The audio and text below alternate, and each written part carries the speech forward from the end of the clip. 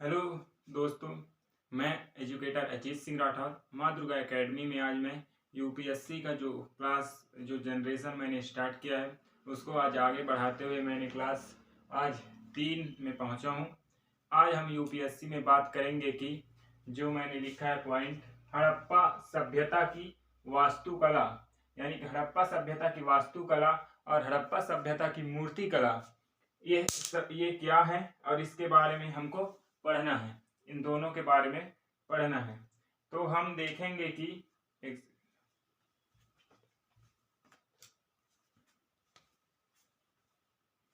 तो देखेंगे दोस्तों कि हड़प्पा सभ्यता में, जैसे कि हमने पिछले कक्षा में देखा था, अगर आप पिछली कक्षा नहीं देखे हो तो उस कक्षा में जाकर वीडियो में जाकर उसे अवश्य देखें, क्योंकि उसको समझे बिना आप बिल्कुल भी समझ नहीं पाएंगे। आप उस वीडियो को देखें, उसमें हमने दिखाया है, उसमें मैंने यह बताया है कि हमको वह कौन कौन से साक्ष्य हैं और वह कौन से स्थान हैं जिनसे हमको पता चलता है कि सिंधु घाटी सभ्यता वास्तव में है, और हमें उस पुराने इतिहास को हम कैसे जाने, हमें कैसे साक्ष्य मिले, किस किस प्रकार के थे, उन सबको मैंने उस वीडियो में बताया है। तो आप अगर नहीं गए हैं तो आप उस वीडियो को पहले जरूर देखें। चलिए अब आज की वीडियो में आगे बढ़ते हैं। तो हड़प्पा सभ्यता की वास्तुकला बोलता है, क्या बोलता है, आयताकार ग्रिड पैटर्न पर आधारित। अब आप 9वीं 10वीं पढ़े, आपको पता होना चाहिए कि आयताकार होता कैसा है। अब मैं एक बार, जैसे आपको पता ही होगा, यहाँ बता दे रहा हूँ। आयताकार ये हो गया, इसको बोलते हैं वृत्त, इसको बोलते हैं बराबर रहते हैं उसको वर्ग, और जो थोड़ा सा लंबा ऐसा रहता है उसको बोलते हैं आयताकार। ठीक, तो इस प्रकार दोस्तों एकदम सी बारीक चीजों को हमको पढ़ना है। तो मैंने बताया कि आयताकार होता कैसे है। अब आप इमेजिन कर सकते हैं, अपने दिमाग में सोच सकते हैं कि आयताकार कैसा होता है। आयताकार ग्रिड पैटर्न पर आधारित, तो यही बोल रहा है कि हड़प्पा सभ्यता की जो वास्तुकला है, जो यहाँ पास लिखा है, यह किस पर थी, आयताकार ग्रिड पर आधारित था। ये वाला पॉइंट देखिएगा ध्यान से, ये वाली। ठीक, फिर उसके बाद बोल रहा है कि सड़कें उत्तर दक्षिण और पूर्व पश्चिम दिशा व एक दूसरे को समकोण काटती है। जो सड़कें हैं, जो सिंधु घाटी सभ्यता में जो पाए गए सड़कें हैं, जिन स्थानों पर उनकी सभ्यता का अवलोकन किया गया है, वहां पर जो रास्ते हैं, जो मार्ग है, वह कहां से कहां गया गया है, तो बोल रहे हैं उत्तर से दक्षिण। उत्तर कहाँ होता है, उत्तर इधर। ठीक, तो उत्तर से दक्षिण, यानी कि उत्तर से दक्षिण। अब इसको ऐसे समझते हैं, एक हम यहाँ बना लिए संकेतिक बोला जाए, वो दिशा का संकेत। अब इधर ऊपर नॉर्थ है, नीचे साउथ, इधर ईस्ट, इधर वेस्ट।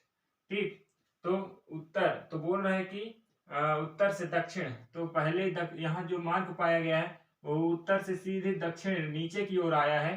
फिर उसके बोल रहे हैं पूरब से पश्चिम, तो ये इधर से पूरब से ऐसे पश्चिम की ओर गया है।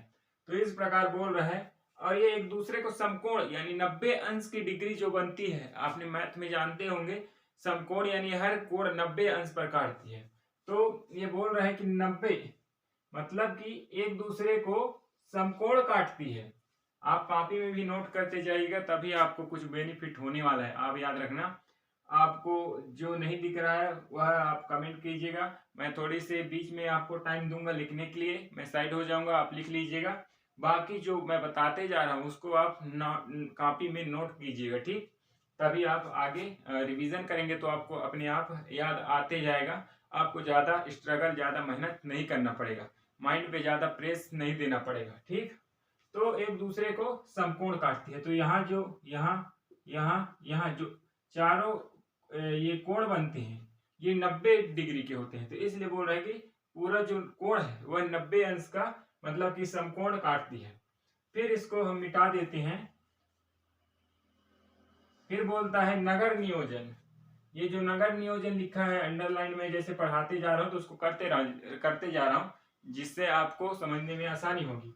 तो बोल रहे नगर नियोजन है, यानी नगर नियोजन यानी कि इसमें जो आज के जमाने में जो विभिन्न प्रकार के वो चलाए जा रहे हैं। क्या बोलते हैं, जनसंख्या नियोजन, परिवार नियोजन। इसी प्रकार नगर नियोजन है। नगर नियोजन में ये होता है कि लोगों को सभ्यता सिखाई जाती है। उनमें सभ्य जो घर होते हैं उनमें एक सभ्य आप देखेंगे तो एक अलग उसमें झलक दिखाई देगा आपको। इस प्रकार नगर नियोजन की व्यवस्था है। उत्खनन में वहां मुख्यतः क्या पाया गया है, ये वाली जो पॉइंट है, ये वाले पॉइंट, इसमें बोलता है कि उत्खनन में क्या पाया गया है। तो उत्खनन में आवास मिले हैं। जो हड़प्पा सभ्यता के लोग रहते थे, आवास में रहते थे। वहां सार्वजनिक भवन का काफी महत्व है और सार्वजनिक स्नानागार। तो मैंने दोस्तों उस दिन बताया था कि जो भी यूपीएससी की तैयारी कर रहा है वह आप ये समझिए कि यूपीएससी की तैयारी नहीं है, यह एक लड़ाई है। यूपीएससी क्या है, यूपीएससी एक लड़ाई है और यह लड़ाई किसी और से नहीं दोस्तों, यह अपने आप से है। यह लड़ाई खुद से है, इसको खुद ही जीतना है, अपने आप से जीतना है। यूपीएससी की लड़ाई में किसी दूसरे की जरूरत नहीं, खुद ही संकल्प लेना पड़ता है, खुद ही लड़ाई करनी पड़ती है और खुद ही जीतना पड़ता है। अपने माता पिता के लिए, अपने पेरेंट्स के लिए, अपने सपनों के लिए, अपने ड्रीम के लिए। अगर आपको आईएएस बनना है, आईपीएस बनना है, किसी प्रकार के जो पोस्ट होते हैं यूपीएससी में उनको क्लियर करना है, तो आपको हमेशा मोटिवेट रहना ही होगा। बिना मोटिवेट हुए आप अब इस पढ़ाई को, क्योंकि ये एक जनरेशन बहुत लंबा है, इस मतलब लड़ाई में ना वही टिक सकता है जो जिसका अंदर से आग दिल में लगा हो, हाँ मुझे कुछ करना है, वही आगे बढ़ सकता है। जो 4 दिन की चांदनी फिर अंधेरी रात वाला काम, मतलब जिसको किसी दूसरे को देख के लगे अरे ये है वो है पैसा है, वो सिर्फ महीना 10 दिन ही पढ़ाई कर सकता है। जिसके जुनून यहाँ होगा वही इसको आगे ले जा सकता है। तो मेरे कहने का तात्पर्य यही है कि आपको खुद से मोटिवेट होना है, अपने फैमिली को देखना है। अगर आप मिडिल क्लास फैमिली से हैं तो आपकी जो घर की पोजीशन है, मतलब आप घर में रह रहे हैं, छप्पर वाले घर में रह रहे हैं, छोटे से घर में रह रहे हैं, किसी प्रकार के तकलीफ या परेशानी को झेल रहे हैं, तो वही आपका मोटिवेशन है। उसी को आप मोटिवेशन बनाइए कि हम गरीबी में पैदा जरूर हुए हैं, हम गरीबी में जरूर पैदा हुए हैं, लेकिन हम मरेंगे गरीबी में नहीं। अपने माता पिताओं को गरीबी में नहीं रखेंगे। हम एक दिन न एक दिन जरूर वह स्थिति लाएंगे, वह परिस्थिति लाएंगे कि दुनिया देखती रह जाए। यही आपका मोटिवेशन होना चाहिए, तभी आप आगे बढ़ सकते हैं। और इस एग्जाम को, ये जो एक लंबा जनरेशन है, इसको आप तभी क्लियर कर सकते हैं। तो मैं आगे बढ़ता हूं। जैसे मैं पहुंच रहा था, उत्खनन में पाए गए जो सामान है मुख्य रूप से वह 3 है। तो आवास, जैसे वहाँ ग्रामवासी रहते थे तो उनके रहने के लिए क्या था, जो ग्रामवासी थे तो वो घर, जैसे हम अभी घर बना के रह रहे हैं, वैसे उस समय भी घर का उपयोग किया जाता था। तो वही घर, जो घर था, तो वही घर को आवास अभी भी कहा जाता था, पहले भी कहा जाता था। तो वह आवास ही है जो वहां पाया गया है उत्खनन के दौरान। सार्वजनिक भवन, जैसे अभी सरकारें बनाती हैं सार्वजनिक भवन, उस समय राजा महाराजा समूह के जो अध्यक्ष रहा करते थे, मुखिया रहा करता था, वह सार्वजनिक भवन बनाता था। सार्वजनिक भवन का मतलब आप ये समझ सकते हैं कि जहां आज जैसे हम सभी लोग जिस भवन में इकट्ठा होते हैं, जिसको सामुदायिक भवन या सार्वजनिक भवन बोलते हैं, उसी प्रकार उस समय भी मुखिया जो होता था सामंजस्य संस्था का, वह ऐसे भवन बनवाते थे निर्माण में, जिसका जब ग्रामवासी पूरे पंचायत के लोग इकट्ठा उसका उपयोग, मतलब एकदम से एकदम सब सम्मिलित होकर उसका उपयोग कर सके। ऐसा पहले सुविधा आती थी, अभी भी है। विभिन्न प्रकार के सामुदायिक भवन हैं, जैसे कि कहीं मंच होता है, जैसे कुछ हम दुर्गा, जैसे आप उदाहरण के लिए ले सकते हैं, जैसे नवरात्रि पर्व आता है हिंदू धर्म में, तो वहाँ किसी एक सार्वजनिक मंच होता है जहाँ स्थापना किया जाता है, सभी वहाँ दर्शन करने आते हैं। वह किसी पर्टिकुलर एक व्यक्ति के घर में नहीं होता, वही होता है सार्वजनिक भवन। तो वो सार्वजनिक मंच है और उसी प्रकार भवन बनाया जाता है उसी प्रकार के यूज के लिए, तो उसको बोलते हैं सार्वजनिक भवन। अब उसके बाद है सार्वजनिक स्नानागार। तो याद रखिए, सार्वजनिक का अर्थ तो आपको पता है, स्नानागार का अर्थ मैंने उस दिन बताया था, आज फिर रिमाइंड करवा दे रहा हूँ। स्नानागार यानी होता है नहाने वाला स्थान। आप जिस स्थान में नहा रहे हैं, आप जिस स्थान में स्नान कर रहे हैं, स्नान यानी तो पता ही होगा, स्नान यानी होता है नहाना, तो आप नहा रहे हैं और जहाँ सामूहिक रूप से नहा रहे हैं उसी को सार्वजनिक स्नानागार बोल रहे हैं। जैसे वर्तमान समय में जो तालाब है, सार्वजनिक नलकूप होते हैं जो सरकार द्वारा कराए जाते हैं, उनको सार्वजनिक स्नानागार बोल सकते हैं। आप याद रखिएगा, ठीक। और जो मैं बोल रहा हूँ उसको नोट करते जाइए, तभी आप आगे जब रिवीजन होगा तो आप अच्छे से उसको पकड़ पाएंगे। आपका माइंड है जो सबकॉन्शियस माइंड, वो उसको कैच कर पाएगा, ठीक। देखो, तो अगर आप थोड़ा सा नोट भी कर लेते चलिए। फिर बोलता है पक्की ईंट और जिप्सम गारे। अब हम आवास देखें कि आवास खनन में पाया गया है, सार्वजनिक खनन में पाया गया है भवन, और सार्वजनिक स्नानागार। तब इसको बनाया तो गया होगा, कहीं ना कहीं बना होगा किसी। अब आज के समय में जो सीमेंट है, उस समय सीमेंट नहीं रहा, उस समय सीमेंट नहीं होता था। आज विभिन्न प्रकार के जो ये पुट्टी निकल आए हैं, उस समय पुट्टी नहीं रहता था। बहुत सारी सुविधाएं आज जो निकल आ रही हैं, उस समय मोबाइल नहीं था, उस समय पत्र से लेन देन होता था, हर एक चीज पत्र व्यवहार होता था। जो आप अभी भी जैसे छोटी कक्षाओं में पढ़ेंगे कि पत्र व्यवहार क्या होता है, कितने प्रकार के होते हैं पत्र, तो ये सब अपन पहले जमाने में यूज किया जाता था। अभी उसी प्रकार ईंटें तो पहले भी पक्की ईंटों का उपयोग किया जाता था घर बनाने के लिए, सार्वजनिक जो क्या बोल रहा है भवन बनाने के लिए, सार्वजनिक स्नानागार, स्नानागार यानी कि जो नहाने के लिए एक रूम टाइप का बना दिया जाता है जिसमें महिलाएं अपना जाकर स्नान कर सकती हैं। जैसे अब तालाब ही है तो तालाब तो है, लेकिन वहां खुले में महिलाएं लोग स्नान नहीं कर पाती हैं, क्योंकि वहां पुरुष भी स्नान करते हैं, महिलाएं भी स्नान करती हैं। तो ये तो हमारे हिंदू सभ्यता में नहीं है, तो उनके लिए अलग स्नानागार बना दिया जाता है ताकि वह अकेले वहां जाकर नहा सकें। तो इसको बोला जाता है स्नानागार, ठीक। तो इसमें पक्की ईंटों का उपयोग किया जाता था, और जिस प्रकार हम सीमेंट द्वारा जुड़ाई करते हैं उसी प्रकार उसमें जिप्सम का उपयोग किया जाता था। जिप्सम यानी गारा, यह एक वो है क्या बोलते हैं मिक्सचर है जिसके द्वारा ईंटों को जोड़कर घर बनाया जाता है। तो ये है जिप्सम के गारे। फिर बोल रहा है कि नगर विभाजन, ऊंचे गढ़ और निचला गढ़। तो बोलता है कि नगर दो भागों में बटा हुआ था।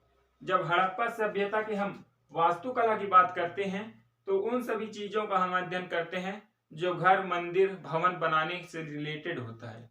याद रखना, इसमें मूर्तिकला हम नीचे पढ़ेंगे। तो हम आते हैं नगर विभाजन। जो हड़प्पा सभ्यता था वह दो भागों में बांट देता था, यानी कि कुछ इस प्रकार, अपन ये है, ये एक समतल है, अब ये एक ऐसा, ठीक। तो ये देखना, अपन ये वाला हो गया निचला तल, ठीक, जो यहाँ निचला नगर हो गया यहाँ, और ये ऊंचे गढ़ यहाँ बन गए, ऊंचा गढ़ यहाँ, ठीक। तो इस प्रकार जो हड़प्पा सभ्यता था उसमें बोल रहा है कि अपन निचला जो नगर था जहाँ प्रजा लोग रहते थे और विभिन्न प्रकार के हल चले या आवास, खेती किसानी सब होते थे। और ये जो ऊपर का जो है ऊंचा क्या बोलते हैं ऊंचे गढ़, उसमें किस किस को रखा गया है, वहां रखा गया अन्नागार, वहां अन्न को रखा जाता था। संग्रहालय, विभिन्न प्रकार के संग्रहालय बनाए जाते थे। जो समूह का मुखिया था, जो सार्वजनिक कुछ वस्तुएं थी, उनको वहां रखा जाता था। तो ये बोल रहा है कि ऊंचे गढ़ और नीचे गढ़, ये दो भागों में इसको विभाजित किया गया था, ठीक। अच्छे से क्लियर करते जाइएगा। जल निकास की व्यवस्था, मैंने उस दिन बताया था जल निकास की व्यवस्था, आपने अगर नोट किया होगा तो याद होगा। मैंने क्लास 3 में यानी पिछले क्लास में बताया था जल निकास की व्यवस्था किसको कहते हैं। मैं इस बार भी बता रहा हूं क्योंकि मेरा उद्देश्य है लोगों के पास नॉलेज पहुंचाना, लोगों को ज्ञान देना, फ्री में ज्ञान देना। मैं एक ऐसी संस्था, मैं एक ऐसा माध्यम बनना चाहता हूं जिससे लोग को मैं ज्ञान दे सकूं, लोगों को नॉलेज दे सकूं। उनके जो फीस देकर पढ़ाई नहीं कर पाते हैं, जो स्ट्रगल कर रहे हैं, जो लाइफ में कुछ करना चाहते हैं, मैं भी कुछ करना चाहता हूं, मैं भी कुछ बनना चाहता हूं। ऐसे ही अपने ही जैसे और अन्य युवाओं के लिए मैं एक इंस्पिरेशन बनना चाहता हूं, उनके मैं एक रोल मॉडल बनना चाहता हूं। तो मैं भी इसीलिए अभी मैं भी स्ट्रगल कर रहा हूं, आप भी स्ट्रगल कर रहे हैं, क्यों ना हम मिलकर स्ट्रगल करें। तो आप भी यहाँ मेहनत करें, मैं भी यहाँ मेहनत कर रहा हूँ, तो बराबर जब 50-50% आप भी उधर से 50% देंगे, मैं भी इधर से 50% दूंगा, तभी लाइफ में हम आगे बढ़ पाएंगे, तभी आप भी कुछ कर पाएंगे। तो एक हाथ से हमेशा ताली नहीं बजती, आप याद जरूर रखिएगा। जल निकास की व्यवस्था, जल निकास की व्यवस्था मैंने बताया था, बरसात के दिनों में जो पानी व्यर्थ ही इधर उधर खेत में बह जाते हैं, जो अपन नल से पानी गिर रहा है, जो गिर रहा है वो व्यर्थ ही नालियों में चला जाता है, इन सभी पानियों को एकत्रित करना, इनको रखना ही जल निकास की व्यवस्था कहलाता है। जल निकास की व्यवस्था, जो बरसात के दिनों में पानी एकत्रित हुआ वर्षा के पानी से, उसको अपन क्या करते थे, जैसे अपन मैं बता रहा हूँ जल निकास की व्यवस्था, ठीक। जैसे अपन ये पानी यहाँ से गिरा, अब अपन इन ऐसे इसको इस तरह से बनाया जाए कि यहाँ एक कुआं टाइप का इसमें गड्ढा कर लिया जाता है और इसमें इस सभी पानियों को एकत्रित किया जाता है, ठीक। ये होती है जल निकास की व्यवस्था। यहाँ कुछ ईंट पत्थर लगा दिए जाते हैं ताकि ये पानी डायरेक्ट गड्ढे में ना जाए, वह छनते हुए जाए। यानी बताइए भला, उस समय भी लोगों का इतना मतलब प्रोग्रेस, माइंड इतना एक्टिव था कि अभी जो विभिन्न फिल्टरें आ रहे हैं, उस समय प्राकृतिक फिल्टर उपयोग किया जाता। मतलब अब जो आविष्कार तो नहीं हुए थे, लेकिन दिमाग बहुत आगे था। वह यहाँ पर विभिन्न प्रकार के पत्थर लगा देते थे, जिससे जो कचड़े थे, जो उसमें की गंदगी थी, वह रुकते रुकते रुकते पानी एकदम फिल्टर होता हुआ चला जाता था। इस प्रकार लोग वहाँ काम करते थे और जल निकास की व्यवस्था करते थे। अब बोलता है मलकुंड और साफ सफाई साथ में। अब बताइए, अभी जब प्रधानमंत्री नरेंद्र मोदी जी अभी शौचालय बनवाए हैं, तो कुछ लोग अभी स्टार्ट किए हैं, जो गांव के लोग हैं, वहां शौचालय में जाना, टॉयलेट में जाना, नहीं तो लोटा रखे बाल्टी रखे खेत दौड़ते हैं लोग। और उस समय बताइए, सदियों पहले हड़प्पा काल में लोग मल कुंड का उपयोग करते थे, शौचालय का उपयोग करते थे। अब उस समय वो अपने हिसाब से शौचालय बनाते थे, उसका उपयोग करते थे। तो अभी से ज्यादा हम क्या समझे, उस समय के लोगों के दिमाग में क्या था, उस समय ज्यादा ज्ञान था, उस समय लोगों को ज्यादा मतलब अपने बारे में एक्टिवेट थे, साफ सफाई के बारे में। कि अभी कुल मिला लोग ना सेल्फिश होते जा रहे हैं, बहुत अधिक। मतलब आदमी हद से ज्यादा सेल्फिश हो रहा है, उसके कारण लोग साफ सफाई में आज के जमाने में ध्यान नहीं दे पा रहे हैं। लेकिन यह एक बुराई है और इसको हमें दूर करना ही होगा। हमको साफ सफाई में भी ध्यान देना है। तो मैं बता रहा था कि जो हड़प्पा सभ्यता है, हड़प्पा सभ्यता में मल कुंड यानी शौचालय का उपयोग किया जाता था, साथ ही साफ सफाई किया जाता था, शहर का, नल का, गांव का, जो नदियां थे उनके साफ सफाई की जाती थी। हर प्रकार मतलब जो अभी साफ सफाई में जैसे नरेंद्र मोदी ने अभियान चलाया, हमारे प्रधानमंत्री नरेंद्र मोदी, उसी प्रकार उस समय भी साफ सफाई में अच्छा खासा ध्यान दिया जा रहा था और उसी के हिसाब से प्रगति भी वहां के लोग कर रहे थे। तभी तो हम आज उनके बारे में पढ़ते हैं। सभ्यताएं तो बहुत हैं, लेकिन पढ़ते उसी के बारे में है जो यूनिक हो। क्रिकेटर बहुत होते हैं, लेकिन हम हर क्रिकेटर के बारे में थोड़ी जानते हैं। उदाहरण समझिए, हम वही क्रिकेटर के बारे में जानते हैं जो कुछ उनमें यूनिक चीज हो, जो उससे पहले ना रहा हो, उनमें कुछ ऐसी खास बात हो जो हम उनको देखते ही हमें उनको जैसे बनने की इच्छा हो जाए। महेंद्र सिंह धोनी, सचिन तेंदुलकर, विराट कोहली, ये ऐसे नाम हैं जिनका नाम लेते ही क्रिकेट यहाँ से यहाँ मतलब क्रिकेट का लेवल ही ऊपर चला जाता है। तो ये होता है जो यूनिक चीजें, ये होते हैं वो लोग हैं ये जो अपने जीवन में कुछ किए।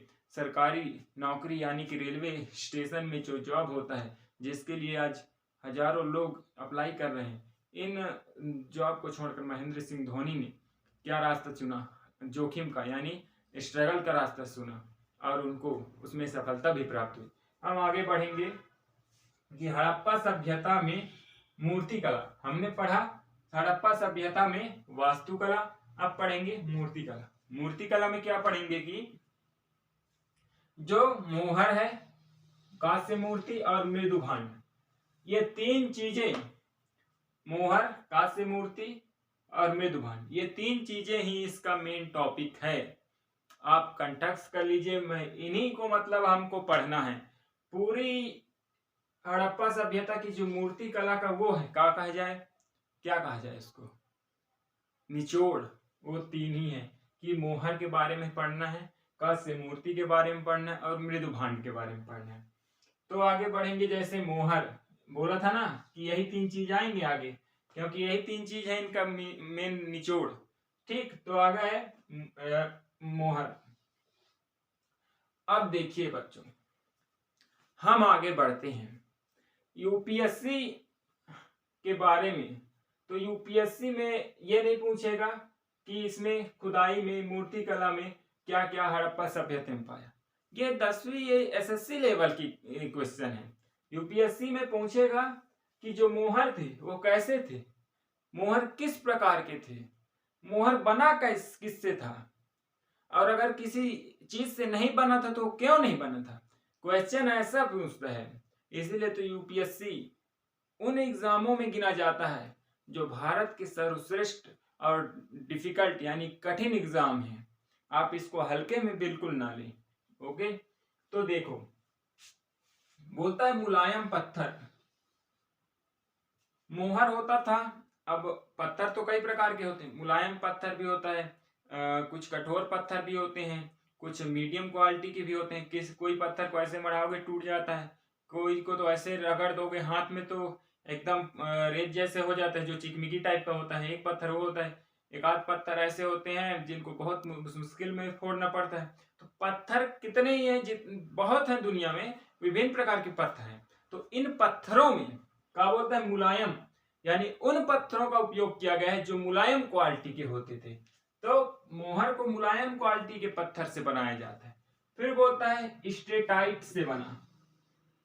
क्या बोलता है, मोहर स्टेटाइट से बना था। स्टेटाइट क्या है, जिस प्रकार जिप्सम, ध्यान दीजिएगा हर एक चीज को कनेक्ट कीजिए ना आप, जिस प्रकार जिप्सम उसी प्रकार क्या है स्टेटाइट। यह भी एक धातु है, धातु नहीं सॉरी, यह भी एक वो धातु है। धातु मतलब कि जैसे इसको जोड़ने के लिए काम किया जाता था, उसी प्रकार इसको बनाने के लिए काम किया जाता था। स्टेटाइट भी एक धातु है, मैंने उतने टाइम बोला था। तो स्टेटाइट का उपयोग भी किया जाता है मोहर बनाने के लिए। तो ये दोनों ही इसमें उपयोग किए जाते हैं, क्या, मुलायम पत्थर और स्टेटाइट से बनाना। ठीक, फिर है बोलता है कि चित्राक्षर लिपि में मुद्रा लेख।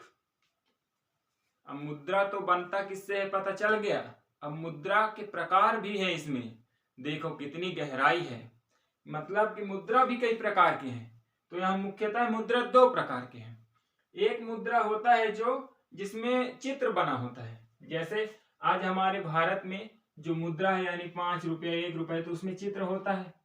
तो वो हो गया चित्रलेख, यानी चित्रलिपि में मुद्रा लेख, जिसमें चित्र भी लेख होते हैं, उसको बोलते हैं चित्रलिपि में मुद्रा लेख। और जिसमें हमारे देश में बिना चित्रलिपि के मुद्रा लेख नहीं होते, मुख्यतः देखा गया है।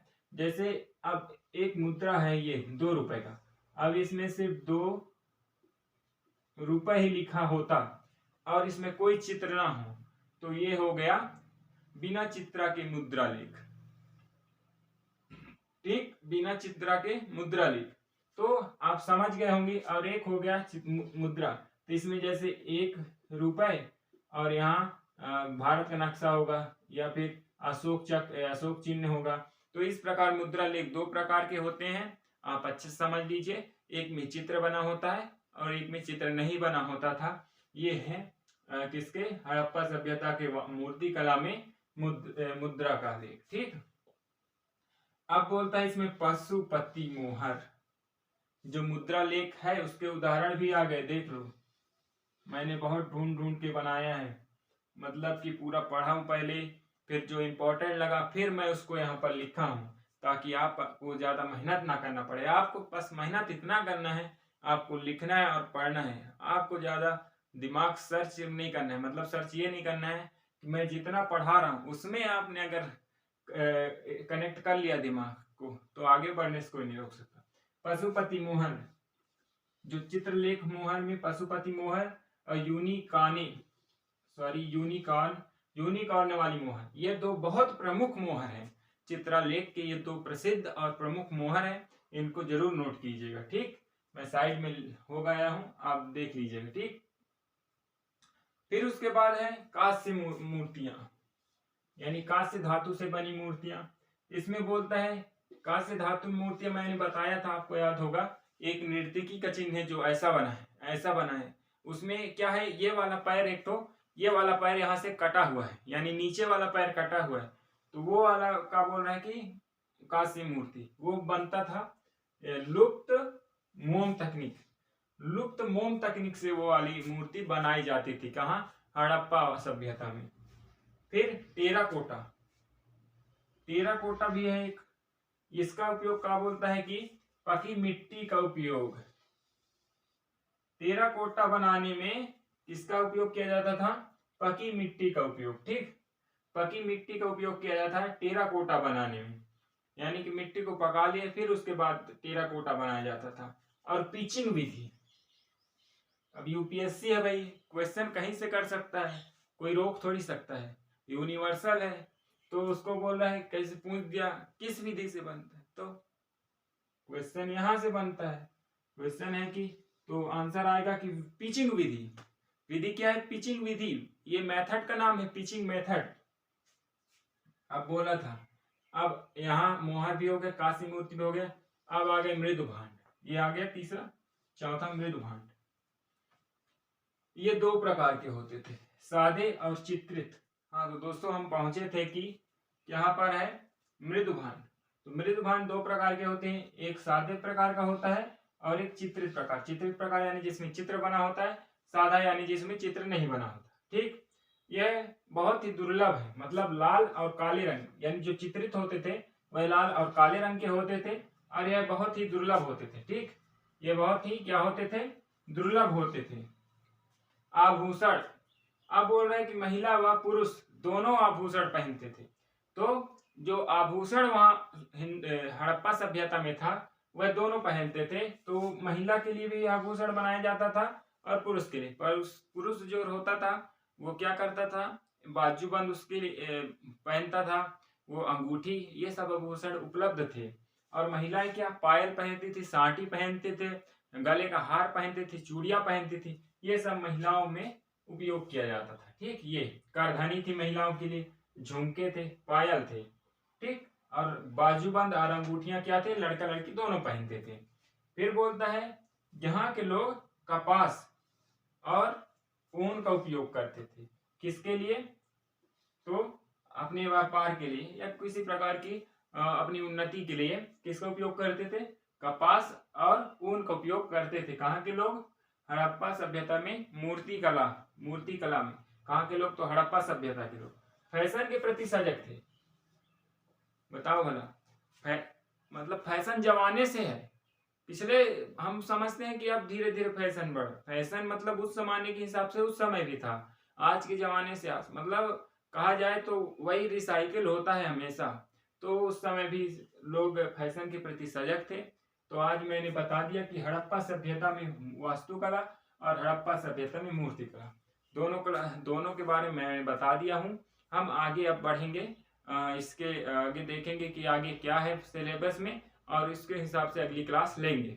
तो दोस्तों आज का वीडियो आपको कैसा लगा, अगर समझ में आया है तो ज़रूर चैनल को सब्सक्राइब करें, वीडियो को शेयर करें, लाइक करें, कमेंट करें और ज़्यादा से ज़्यादा वीडियो को शेयर करें, क्योंकि वीडियो शेयर होगा अन्य लोगों के पास जाएगा, वो भी समझेंगे, उनको भी जो पेमेंट करके पढ़ाई नहीं कर पा रहे वह भी अपने जीवन में अपने सपनों को पूरा करेंगे। तो मेरा कहने का तात्पर्य यही है कि ज़्यादा से ज़्यादा लोगों के पास शेयर करें ताकि वह भी अच्छे से पढ़ाई कर सके। तो दोस्तों तब तक के लिए धन्यवाद, थैंक यू।